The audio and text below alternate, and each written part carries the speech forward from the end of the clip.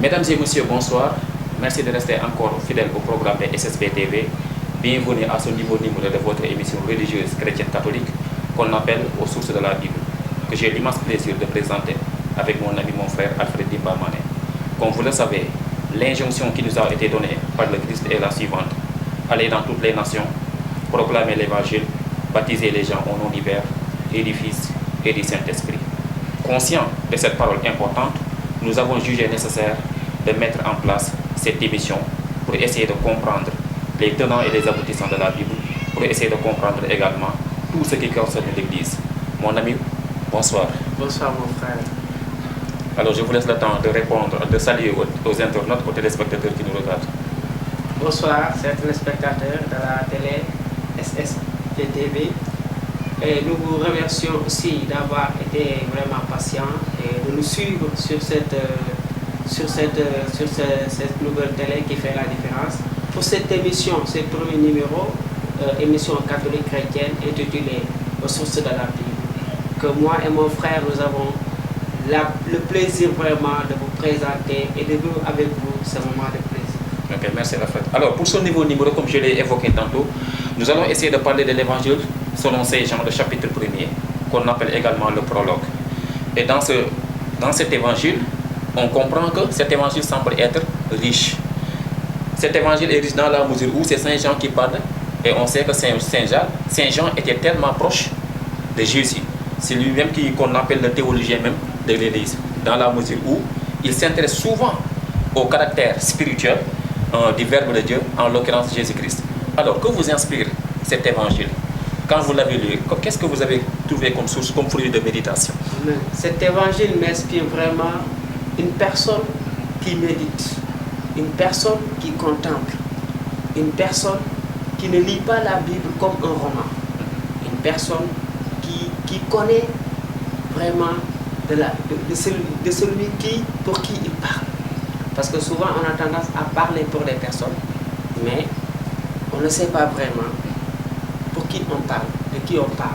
Mais cet évangile, en lisant ça, je vois que Saint Jean, c'est quelqu'un qui connaît Jésus-Christ, qui a vécu avec lui et qui donne... Qui était proche de lui. Proche de lui, et qui donne même un élan ou un appétit de méditer la Bible en lisant la Bible. Donc on comprend dans ce sens, si je comprends très bien vos propos, Saint Jean semble s'inscrire sur une attitude contemplative et méditative de cette parole. Si je comprends bien votre posture, votre compréhension. Bien sûr. Alors on comprend ici, dès les premiers versets, on nous dit qu'au commencement était le Verbe. Et le Verbe était tourné vers Dieu, et le Verbe était Dieu. Qu'est-ce que vous marque le plus dans ce verset?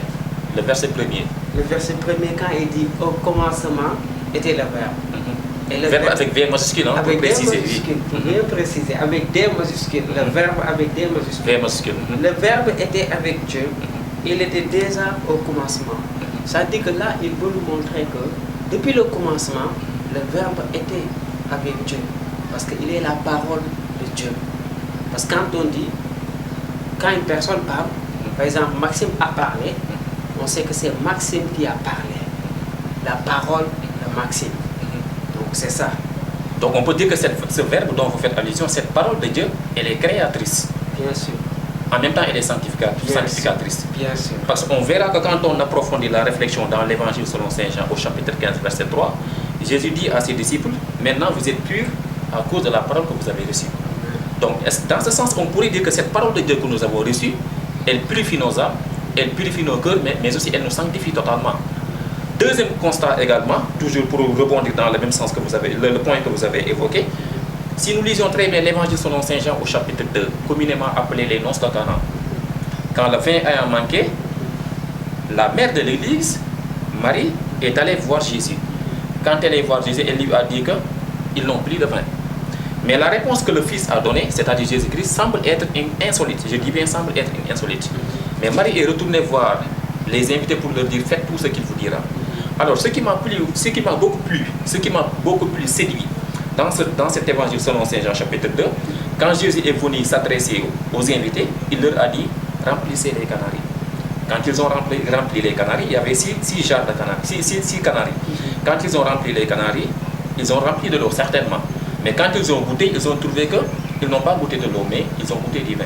Donc on comprend dans ce sens, si on obéit à la parole du Fils, si on obéit à la parole de Dieu, qui a pris une condition humaine, c'est-à-dire Jésus-Christ, naturellement on verra la gloire de Dieu se manifester, n'est-ce pas? Bien évident, bien évident. Et par là même, je tiens même à saluer un frère, c'est mon berger de cœur, donc à Tiawan-Peulh. Qui s'appelle? Frère Jean Bianchich, c'est le berger de notre groupe à Tiawan-Peulh, qui disait comment est-ce que Marie allait avoir la certitude pour savoir que son fils allait faire un miracle en lui faisant cette demande. Mais naturellement, si on regarde les relations humaines entre la maman, la mère et le fils, je dirais même que la mère connaît mieux son fils que quiconque. Donc Marie, je pense qu'elle était convaincue que son fils n'allait pas la décevoir, il allait agir. Donc revenons-en sur l'évangile toujours. Est-ce que cet évangile ne pourrait pas être, en tout cas, pour partager toujours cette parole de Dieu, est-ce qu'on ne pourrait pas faire recours au livre de Genèse chapitre 1er? Bien sûr. Quand la parole nous dit que quand Dieu, avant que la fondation du monde, avant le cosmos, il y avait ce qu'on appelle les ténèbres. L'Esprit de Dieu planait sur les eaux. Amen. Mais cet Esprit de Dieu dont parle l'évangile, le livre de la Genèse, si je ne me trompe pas, ne fait-il pas allusion au Christ? Si on sait que le Christ il est l'Esprit de Dieu, si on sait que le Christ il est la parole de Dieu incarnée dans son corps pur, en l'occurrence Marie. Donc dans ça, est-ce qu'on ne pourrait pas dire que la parole de Dieu, l'Esprit de Dieu, il est capable, il est transcendant, il est puissant. Amen. L'Esprit de Dieu même, il était même au commencement, parce qu'il mouvait sur les eaux. Et là même quand vous allez dans le chapitre 2 de la Genèse, qui te dit que quand Dieu disait, l'Esprit se mettait en mouvement. Parce que quand Dieu disait, selon sa parole, l'Esprit même était en mouvement. Donc il y a une corrélation, il y a en tout cas une intimité parfaite entre la parole qui est créatrice et Dieu. Amen. Autrement dit, Dieu il crée à partir de la parole. Amen. Il dit que la chose soit et la chose fut. Amen. Donc cette parole, elle est divine, on peut dire. C'est une semence divine. Bien sûr. Et c'est là qui me fait dire que Saint Jean, c'est quelqu'un même qui nous ramène à la méditation de la parole de Dieu. Ça dit que quand nous lisons la parole de Dieu, qu'on la lise et qu'on la contemple, que nous nous mettons à contempler la parole de Dieu. C'est pas seulement lire pour lire. Donc l'évangile n'est pas un livre, ce n'est pas un roman. Non, on ne lit pas l'évangile avec un esprit humain. Non. Et même avant de lire l'évangile, il est beaucoup plus conseillé d'invoquer l'Esprit Saint, d'appeler le Saint-Esprit qui, par sa puissance, parce que la chair est faible, mais l'Esprit est ardent. Oui, la chair humaine naturellement elle est faible. Et c'est par l'Esprit de Dieu seul que nous pouvons arriver à lire et à comprendre, à pouvoir méditer sur la parole. Donc si je comprends bien votre explication, la Bible ne se lit pas avec un esprit humain, mais elle se lit avec l'Esprit de Dieu. Bien sûr. Donc seul l'Esprit de Dieu est capable de nous faire comprendre les paraboles, les paroles mystérieuses et énigmatiques du Fils. Bien sûr. Et dans ce domaine même, je salue bien l'acte que les frères de Saint-Jean de Popenguine font. C'est une véritable formation. Chaque samedi, ils font ça, ce qu'on appelle lectio divina. Lire la parole de Dieu, méditer la parole de Dieu et contempler la parole de Dieu. Et dans ce sens-là, j'invite à nos frères et sœurs chrétiennes vraiment à entrer dans ce dynamisme avec la parole de Dieu. La lire, la contempler, la méditer. Et quand on dit contempler, ce qu'on lit, qu'on reçoit ça en image. C'est comme si on voit l'image de ce qu'on est en train de lire. Comme un film, par exemple. Quand je lis ça, je décris ça comme un film. Un film. Voilà. Pourquoi? C'est pour cela, bien sûr, il y a eu des films sur l'évangile. Parce que les cinématographes, ils sont parvenus jusqu'à nous mettre en image ce qu'ils ont lu de la parole de Dieu. D'accord. C'est intéressant. C'est très intéressant. Alors, lire la parole de Dieu est une nécessité fondamentale. La comprendre, la méditer et la mettre en pratique.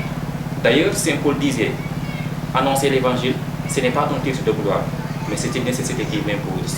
1 Corinthiens chapitre 9, verset 16. Alors s'il en est ainsi, on comprend que tout disciple du Christ, tout chrétien catholique a l'obligation filiale de comprendre la parole du Père, a l'obligation fondamentale de comprendre qui lui parle. Parce que quand la personne me parle, quand l'individu me parle, j'ai l'obligation filiale de comprendre ce qu'elle veut me dire, c'est-à-dire la personne, ce qu'elle veut me dire, ou bien ce qu'elle n'a pas voulu dire.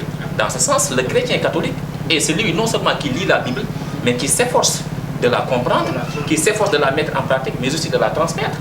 Parce que l'une des injonctions de Christ que nous avons reçues est la suivante. Allez proclamer l'évangile à toutes les nations, les proclamer au nom du Père, du Fils et du Saint-Esprit. Amen. Mais Alfred, revenons-en un peu sur le verset 9. Intéressons-nous sur le verset 9 qui dit: le Verbe était la vraie lumière qui, en venant dans le monde, illumine tout homme. Qu'est-ce que vous en pensez? Ça, bon, je dis amen parce que je dis, hein, quand mon frère parlait tout à l'heure, je dis, quand tu ne fréquentes pas une personne, tu ne pourras pas connaître la personne. Saint Jean, il a fréquenté Jésus. Donc il faut côtoyer la personne. Il faut côtoyer la personne. La fréquenter. Donc Saint Jean nous être invite proche d'elle. Être proche d'elle. Saint Jean nous invite à côtoyer Jésus. À côtoyer Jésus. Apprendre à être proche de lui. Parce que Dieu lui-même, il s'est fait proche de nous. D'où le terme Emmanuel. Et je salue bien même, la formation même que j'ai reçue du frère Marie-André Faye de l'Eucharistie. Parlez-nous un peu. Et je salue bien le passage le frère Marie-André Faye, Marie-André de l'Eucharistie Faye. Il est prêtre moine au monastère de Keur Moussa. Il nous disait pendant notre formation, on doit essayer d'être en état de grossesse de la parole de Dieu et de l'enfanter de par nos œuvres. Ça c'est important. Reprenez la phrase. On doit s'efforcer d'être en état de grossesse de la parole de Dieu et de l'enfanter de par nos œuvres. En d'autres termes, le véritable chrétien est celui qui soit ivre, entre guillemets, de la parole de Dieu. Effectivement. Non seulement il est ivre, mais aussi de par ses actes. On doit comprendre qu'il est chrétien catholique. De par les actes, les jalons qu'il pose, on doit comprendre qu'il est chrétien catholique. Comme l'aurait affirmé d'ailleurs Saint Jacques. De même que le corps sans l'âme est mort, la foi sans les œuvres est morte. Poursuivez votre réflexion. Et là, je dis même, pour ceux qui sont en train de suivre l'émission et qui ont une difficulté même de comprendre la langue française, je dis tout ce que j'ai dit. La femme un prêtre, mu ngi nekk Keur Moussa, il s'appelle le père Marie-André de l'Eucharistie Faye. mu ngi naan chrétien dafa war a ëmb baatu yàlla comme ni jigéen di ëmbee doom.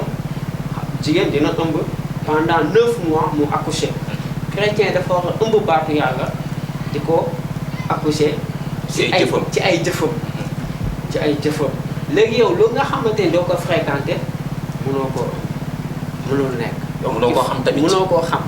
Donc Saint Jean daf ñuy pousser à ce que nous xam Jésus. D'accord. Donc connaître le Christ, c'est le fréquenter. Et la meilleure façon de fréquenter le Christ, c'est de lire sa parole. Parce que certes, Jésus, il n'est pas présent physiquement, mais il est présent dans sa parole, il est présent aussi. Il nous a laissé quelque chose. Comme il l'a bien dit dans sa parole, je ne vous laisserai pas orphelin, mais je vous enverrai le Paraclet. Donc le véritable chrétien catholique est celui qui s'efforce de lire la parole, de la méditer et d'invoquer constamment l'Esprit Saint, c'est-à-dire la force créatrice et eschatologique de Dieu. Effectivement. Et ce qui me ramène même à l'Annonciation.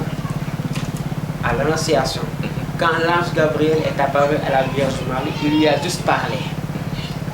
Et par cet échange de paroles, la Vierge Marie a accueilli et elle est tombée enceinte de la parole de Dieu. Donc elle était pleinement habitée.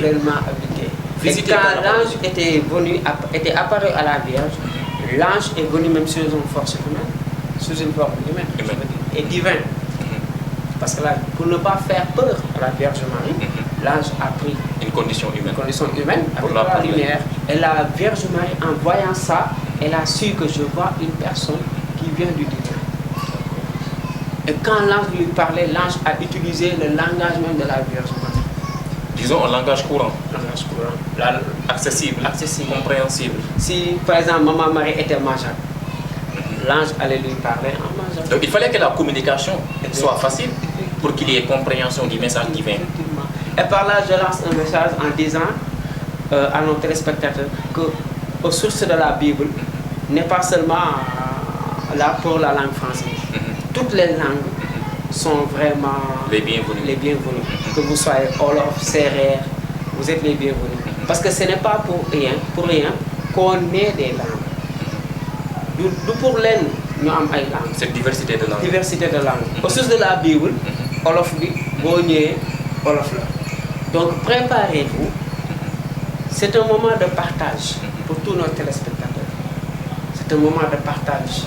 Et sachez que on viendra chez vous-même.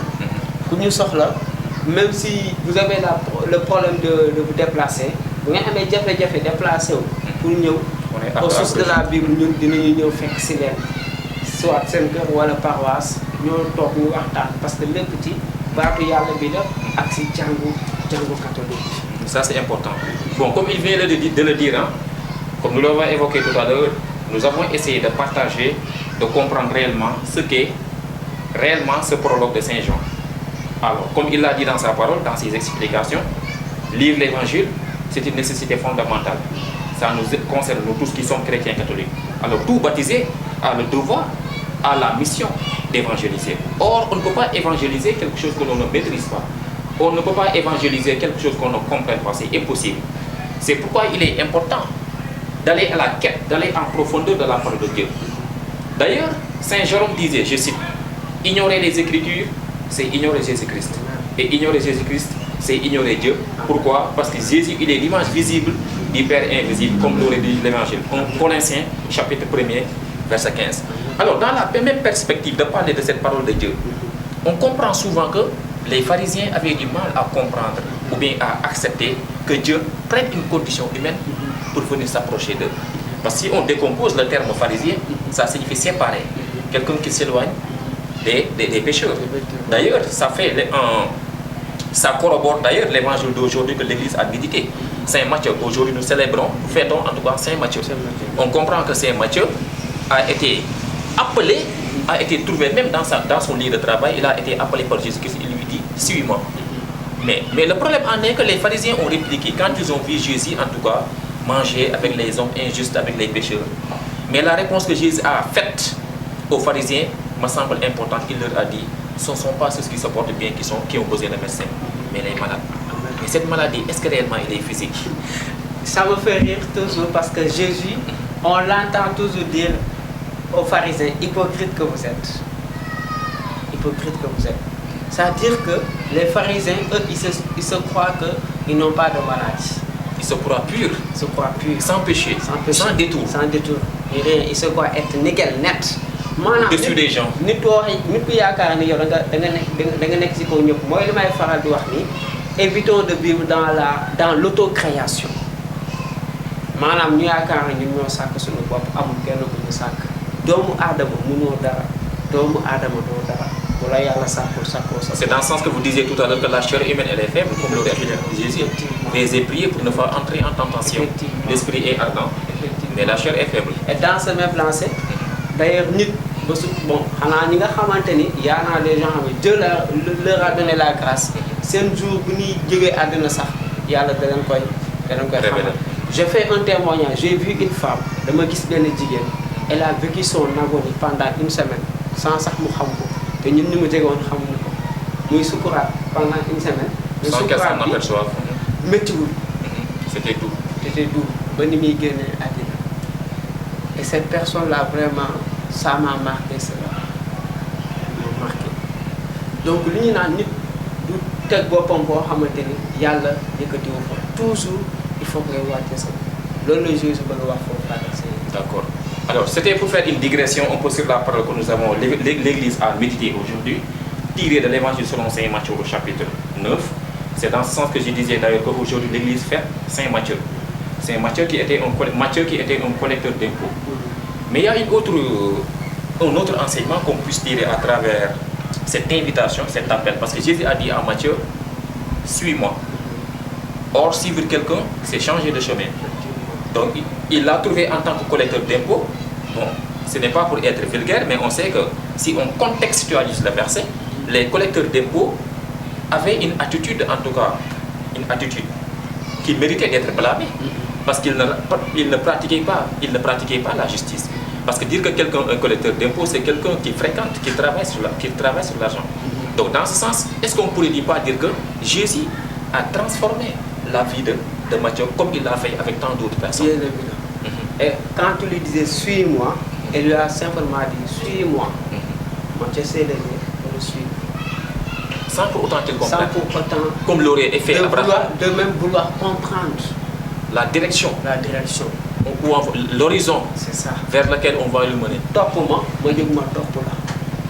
topp ma jugal ñu dem sans sax yow nga xam yow ki ngay topp kan la fan la jëm topp ma mu ñu topp la c'est-à-dire que Saint Matthieu aussi daf ñuy jox jikko chrétien nan la nar a oyofee loolu nit ko oyof moo ko mën ñu fekk ne si sa liggéeyukaay ngay jot xaalis bu bari nit ki ñëw na la topp ma nga bàyyi loolu nga def. Il y a l'obéissance, la soumission. Effectivement tey mooy waral que j'interpelle société bi ni mu demee tey que tu sois chrétien ou musulman ñun ñëpp la ñu xam ne fa yàlla la parce que am na ñoo xamante ne xaalis jaral na leen lu nekk ndeysaan ba gisatuñu sax yàlla talatuñu sax yàlla pour ñoom niñ ko amee rek baax la. Tous les moyens sont bons pour gagner de l'argent. Da ngay gis nit sax di dund si ñaxu nit ce qui se passe dans nos sociétés entreprises ku ñu war a fay 50 000 nga ne bari na naa si jël man benn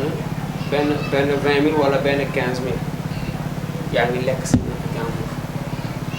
Les directeurs d'entreprise et sociétés yi nga xamante ne vraiment ñu ngi dund si yooyu maa ngi leen di ñaan ñu jéem a tuub la conversion du cœur et de l'esprit. Pour ñu mën a jox nit ki akam parce que les collecteurs d'impôts boo dee xool ba xool ñoom bon ils dévient un peu quoi. D'accord. Vous avez tendance à opprimer leur semblable. Jésus a dit à Saint Matthieu, viens, moi je vais te donner un boulot plus noble que ça.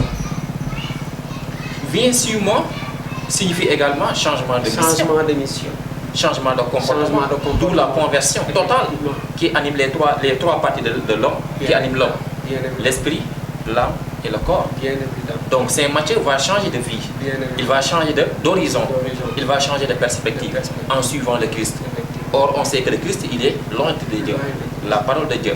Donc, quand Saint Matthieu suit Jésus, il ne suit pas un homme ordinaire. Il ne suit pas un homme pécheur. Mais il suit Dieu qui s'est fait homme. Dieu qui s'est incarné dans un corps humain. Et dans cette logique-là, j'interpelle aussi, je lance un appel à tous ceux qui font de l'œuvre artistique. On a des chantres dans l'église, les choristes, les chantres, ceux qui sont motivés pour chanter pour l'évangile.